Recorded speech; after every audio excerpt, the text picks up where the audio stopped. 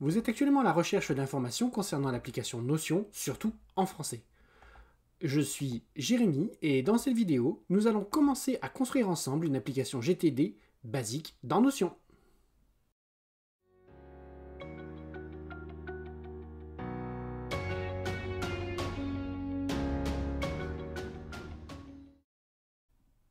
Bonjour à tous et bienvenue sur la chaîne Se former avec Jérémy. Si vous cherchez des vidéos pour vous permettre de maîtriser et de vous débrouiller seul avec les outils informatiques, je vous conseille de vous abonner à cette chaîne. Je vous conseille également de cocher la petite cloche, ça vous permettra de recevoir les notifications à chaque nouvelle vidéo. La chaîne comporte désormais deux playlists Notion. La première concerne Notion de 0 à Hero. En fait, dans cette playlist, vous avez toutes les vidéos pour vous apprendre à utiliser l'application Notion. Et vous avez désormais la playlist Notion Construire ensemble. Nous allons créer ensemble des applications dans Notion.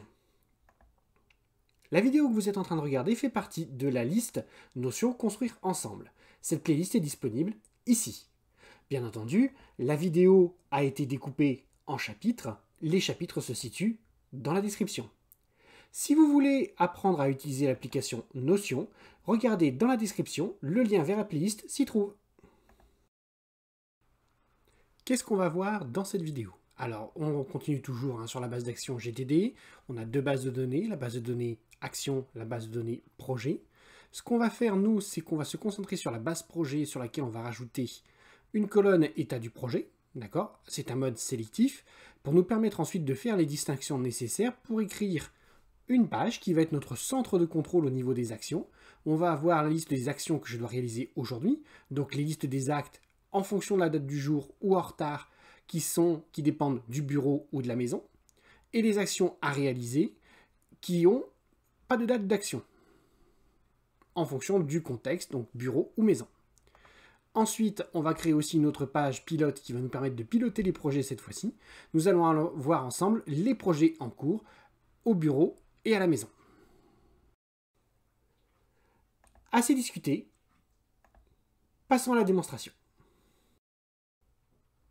Ok, donc première chose qu'on va faire, on va déjà commencer par créer notre colonne état du projet dans la base de données projet. Donc on va rajouter une nouvelle colonne. Voilà. Hop, on va faire ça bien. État du projet. Alors, on va mettre pour l'instant un multiselect pour nous permettre de saisir les uns derrière les autres les différents types de tâches, les différents types d'états.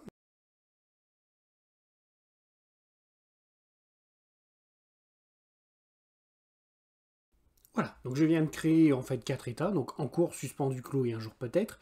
Donc dans GTD, le un jour peut-être, c'est le système en fait des projets qu'on réalisera, comme son nom l'indique, un jour peut-être. Donc là maintenant ce que je vais faire, c'est que je vais refaire la coloration ici au niveau de mes tags.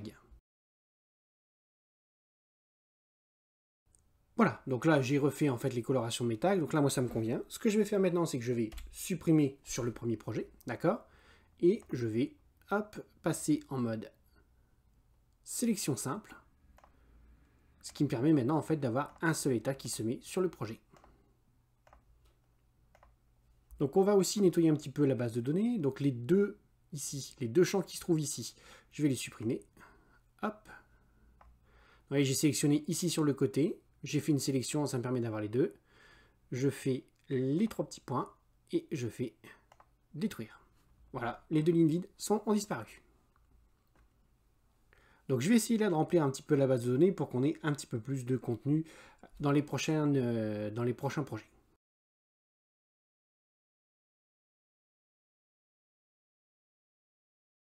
Donc petite chose intéressante que je vous montre là rapidement pendant que je remplis. On va dire que je vais créer une nouvelle tâche pour le projet numéro 3. Donc on va dire tâche 1 du projet 3. D'accord? La tâche n'existe pas, donc il va me demander si je veux la créer. Je réponds oui. La tâche est créée. Et maintenant, ce que je vais faire, c'est que je vais aller cliquer sur le titre de cette tâche. Et elle va s'ouvrir devant. Et là, à partir de là, vous voyez, je peux commencer à saisir des informations. Par exemple, je vais dire que le contexte, c'est maison. Hop, le projet s'est mis. On va mettre une date d'action à, allez, on va dire le 9. Hop. Et je peux mettre ici un commentaire de tâche.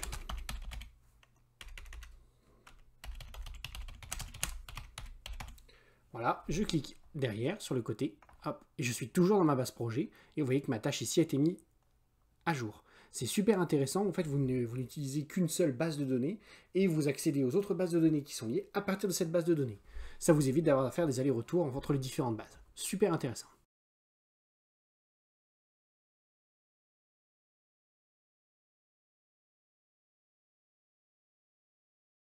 Ok, voilà. Donc j'ai créé en fait des projets dans les différents types.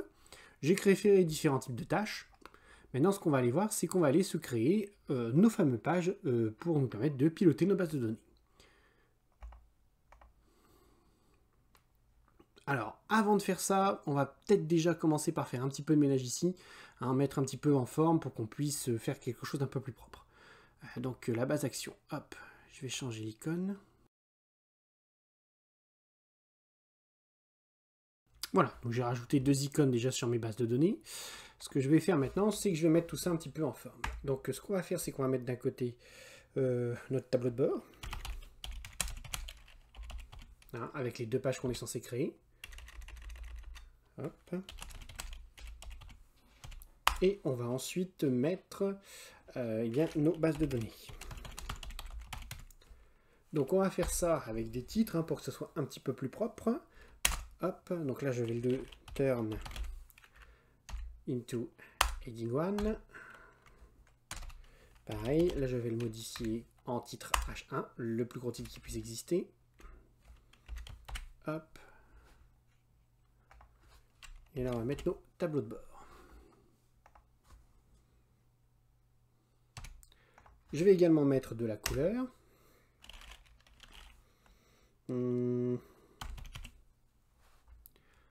Hop, fond rouge. Et ici, fond vert. Voilà. Et ce qu'on va faire, c'est que ça, hop, je vais créer des colonnes pour que ça fasse un petit peu plus propre.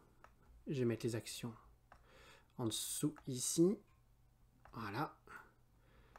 Et je vais maintenant créer mes 2 pages. Donc une fois que pour créer mes 2 pages, donc si je ne dis pas de bêtises, on a dit qu'elle s'appelait mes actions.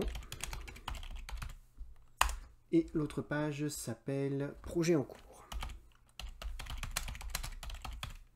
Voilà, donc là c'est juste du texte, hein, simple. Par contre ce que je vais faire, c'est que je vais utiliser donc le slash et je vais mettre turn et je vais aller chercher, je veux que ce soit transformé en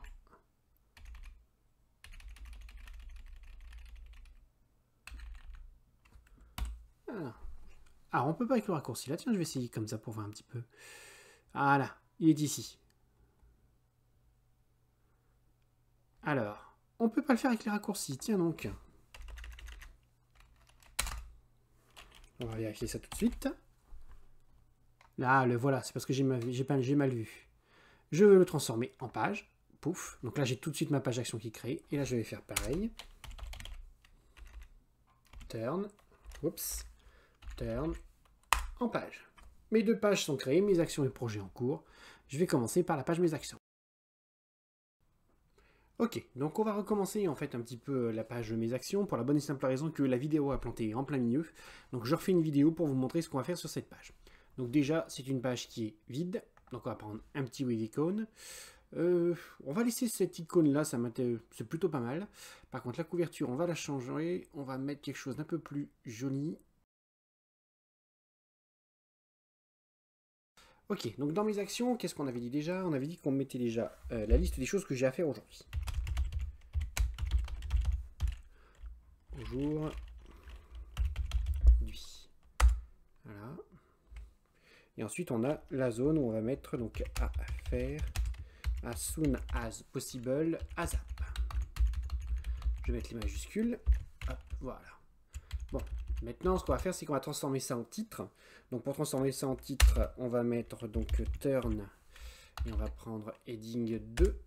Ouais, c'est pas mal. Hop. Turn. Et on va mettre heading 2. Voilà. On va changer aussi la couleur. Alors à faire aujourd'hui, on va le mettre en rouge. Donc on va appeler le système background et on va dire que je le veux en rouge. Et celui-ci, on va le mettre en vert. Tiens. Hop, voilà. Bon, maintenant je vais faire un petit peu de mise en forme, un petit peu de mise en page. Ce que je vais faire, c'est que je vais quand même, que cette base sert à quelque chose. Je vais donc insérer des bases de données. Mais je ne vais pas insérer n'importe quelle base de données. Je vais faire un lien vers une de mes bases de données. Donc Linked Database. Je vais aller chercher ma base action. Voilà, les templates de Jérémy. La base action de GTD version 2. Donc c'est bien celle-ci. Hop. Et il va m'amener ma base de données qu'on a vue tout à l'heure. Voilà. Je vais faire pareil ici en bas.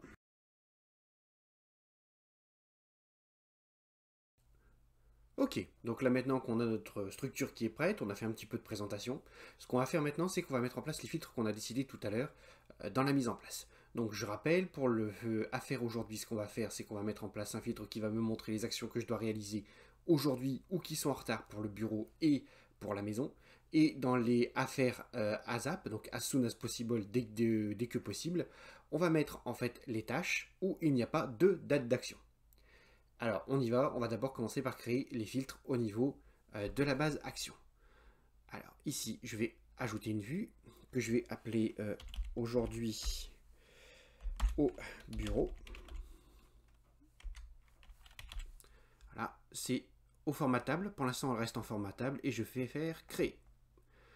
Hop. Ici, aucune différence. Ce que je vais faire, c'est que je vais commencer à poser le filtre qu'on a vu tout à l'heure.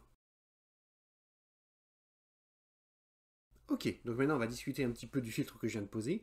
Donc je viens de lui demander dans ce filtre de me montrer toutes les pages où j'ai la date d'action qui est égale ou avant aujourd'hui. Donc ça va être un filtre dynamique, donc je vais être tranquille sur le système. J'aurai pas besoin de revenir de préciser la date. Qui me montre également donc les tâches qui ont cette caractéristique avec la case terminée qui n'est pas cochée et avec le contexte bureau. Alors, pourquoi montrer avec la tâche, avec la case affichée? Tout simplement parce que ça me permet, en fait, si jamais je coche une case ici, d'accord, bureau, téléphone, je coche la case, boum, la ligne vient de disparaître. Je vais faire maintenant pareil pour la maison en dupliquant mon filtre. Voilà, j'ai dupliqué mon filtre. Maintenant, je vais le mettre en forme pour qu'on puisse avoir uniquement les tâches qui sont en rapport avec le contexte maison qui apparaissent.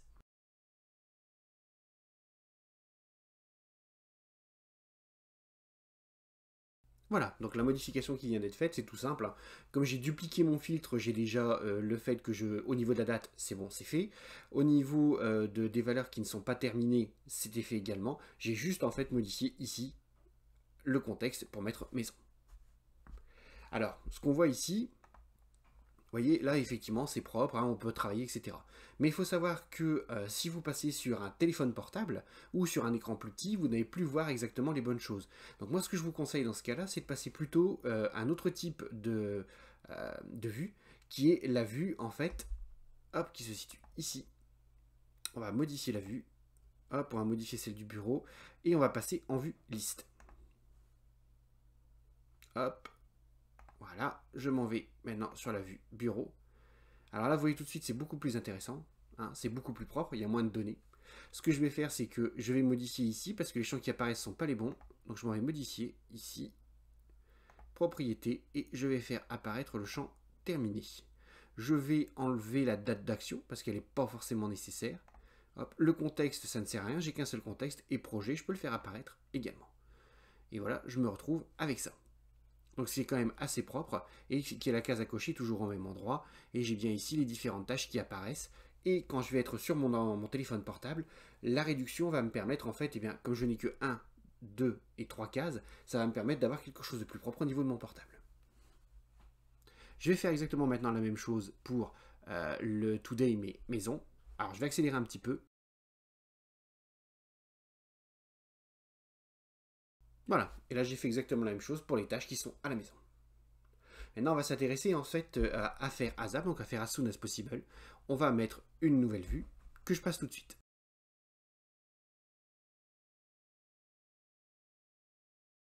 Voilà, donc les actions que j'ai fait rapidement, c'est très simple, hein. J'ai juste en fait mis sur le filtre que je veux que afficher que les tâches qui ne sont pas terminées, donc la case terminée qui n'est pas cochée, et la date d'action qui est vide. Donc là, j'ai bien toutes mes fonctions, toutes mes tâches ASAP qui apparaissent, donc as soon as possible. Autre chose que j'ai mis en place aussi, c'est au niveau des propriétés. Voilà, au niveau des propriétés, j'ai mis le projet, j'ai mis si c'était terminé ou pas pour avoir la case à cocher, et j'ai enlevé la date d'action et le contexte, puisque là, je n'ai pas précisé que je voulais voir le contexte. Ok, donc pour la page projet, hein, donc pareil, je vais utiliser en fait le système empty with icon, hein, tout simplement, pour avoir une page classique. Bon, maintenant, ce que je vais faire, c'est que je vais mettre mes projets en cours. Voilà. Hop, donc là c'est du texte et on va insérer la database projet. Donc je m'en vais la chercher en tapant linked database et je m'en vais chercher la base projet du template GTD version 2. Voilà, donc là j'ai ma base de données qui s'affiche. Maintenant on va faire un petit peu de mise en forme.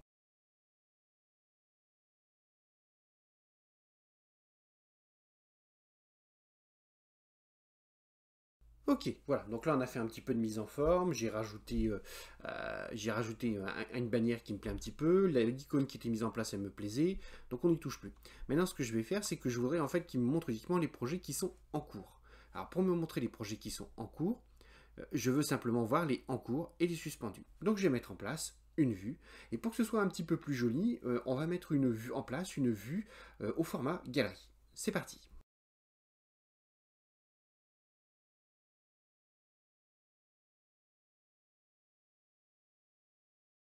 Ok, donc là on va s'arrêter un petit peu pour qu'on puisse montrer un petit peu ce qui se passe. Donc on voit ici qu'il y a des images différentes qui apparaissent. C'est simplement, en fait, si je clique sur le projet pour l'ouvrir, en fait c'est simplement la bannière qui apparaît ici en haut sur le projet 4 que j'ai mis en place. D'accord? Si je veux, par exemple, que ça apparaisse sur le projet 2 où il n'y en a pas, eh bien il suffit simplement en fait de mettre une bannière ici en haut. Hop, on va laisser celle-ci, hein, on n'a pas besoin de changer. Hop, vous voyez qu'automatiquement la bannière ici apparaît. Alors, comment j'ai fait ça? Alors déjà, première chose, le filtre, hein. Donc j'ai filtré que je ne veux afficher que les états de projet en cours ou suspendus, hein, l'un ou l'autre, puisqu'on se rappelle que c'est en fait une liste de choix unique, hein, que j'ai mis pour le niveau de l'état du projet. Et ce que j'ai fait aussi également, je vais vous montrer dans Propriétés, j'ai précisé ici que le dessin que je suis censé voir ici, l'image, c'est la page de couverture. J'aurais pu préciser par exemple qu'il n'y en avait pas, ou alors qu'il y avait le contenu de page. Ce que vous pouvez faire aussi, on va le voir ici maintenant, hop, je peux mettre des petites cartes, si jamais vous avez beaucoup de projets, ou alors si vous voulez quelque chose d'un peu plus visible, vous pouvez mettre en grand. Je vous conseille quand même d'utiliser le small, pourquoi? Parce que comme ça sur un portable, vous voyez beaucoup mieux. Et je n'affiche que le nom du projet. Donc là, j'ai mis en forme la liste de mes projets en cours. Voilà, cette vidéo est désormais terminée. Si vous désirez avoir plus de vidéos ou si vous avez des idées de vidéos qui pourraient vous intéresser, n'oubliez pas de me laisser un petit commentaire. N'oubliez pas également de cliquer sur le pouce vers le haut, ça encourage toujours. Je vous dis donc à bientôt et surtout n'oubliez pas que la seule question idiote, c'est celle qui n'est pas posée.